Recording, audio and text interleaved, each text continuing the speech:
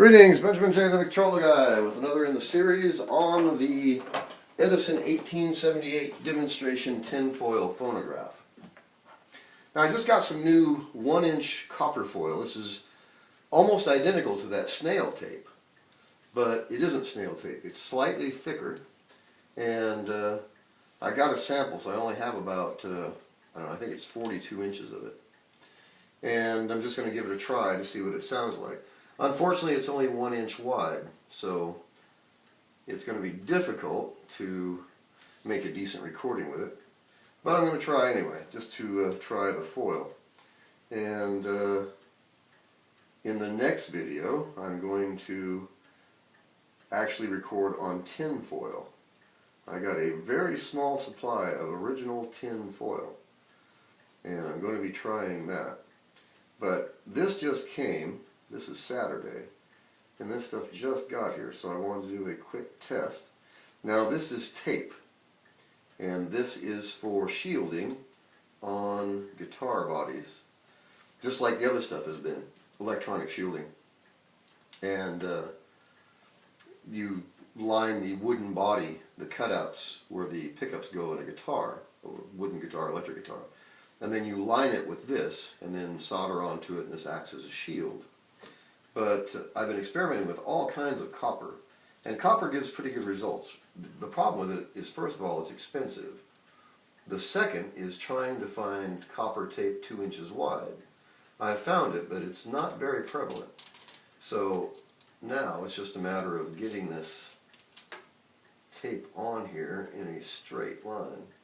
See, the problem with this is it's 18 inches long, and you line it up on the mandrel, and if you're off just a slightest bit on this end, by the time you get to the other end, you're off 1/4 of an inch. And I can see I'm already way off.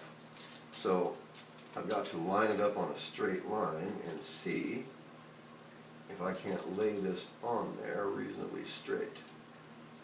Alright, let's try this and see what happens. I think it's way off, but it's probably good enough for doing this test. I guess we're going to find out. So just sticking this stuff onto the mandrel as I'm turning it, going around.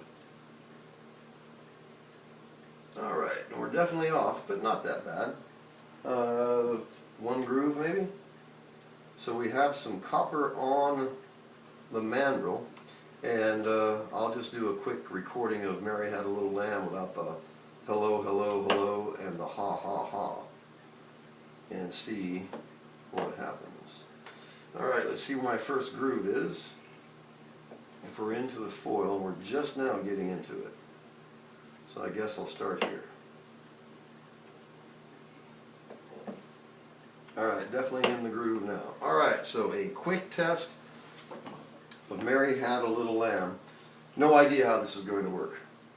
This is slightly thicker. It's a half a thousandth thicker than the actual copper snail tape. So let's see how this goes. Mary had a little lamb. Its fleece was white as snow, and everywhere that Mary went, the lamb was sure to go. Alright, plenty of room. So we'll rewind the mandrel. I have no idea what this is going to sound like. But every time I find a new source for tape or new thickness, I try it, regardless of its width, just so I can see what kind of recording it makes. Okay, so here's a recording on the new copper 1-inch tape. Mary had a little lamb. Its fleece was white as snow, and everywhere that Mary went, the lamb was sure to go. Alright, well, a bit noisier than the snail tape and the other copper tape, but a fairly clear recording. Let's play it again. Mary had a little lamb. Its fleece was white as snow, and everywhere that Mary went, the lamb was sure to go. Alright, so not a terrible recording. So, like I said, I've been experimenting with every kind of sticky-backed aluminum copper tape I can find. Hopefully, eventually I'll find something that's 2 1/4 inches wide that lays on there perfectly, that makes a great recording. Haven't found it yet. I found a lot of copper tape that makes decent recordings, but it's really expensive.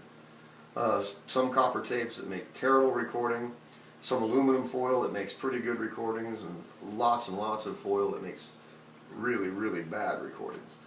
So, like I said, every time I come across a new tape, I try it just to find out. Anyway, I bought a 42-inch sample of this stuff, and it just got here, so I thought I'd just do a quick recording to see how it worked. And it works, but it's not spectacular, but better than some of the foils that I've tried for sure. So this is 1-inch copper. This is 1.5 thousandths of an inch thick, so it's slightly thicker than snail tape. Probably basically the same thing.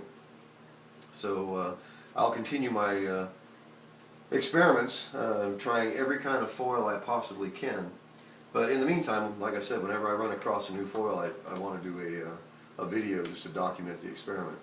So recording on 1-inch copper tape that's 1.5 thousandths of an inch thick.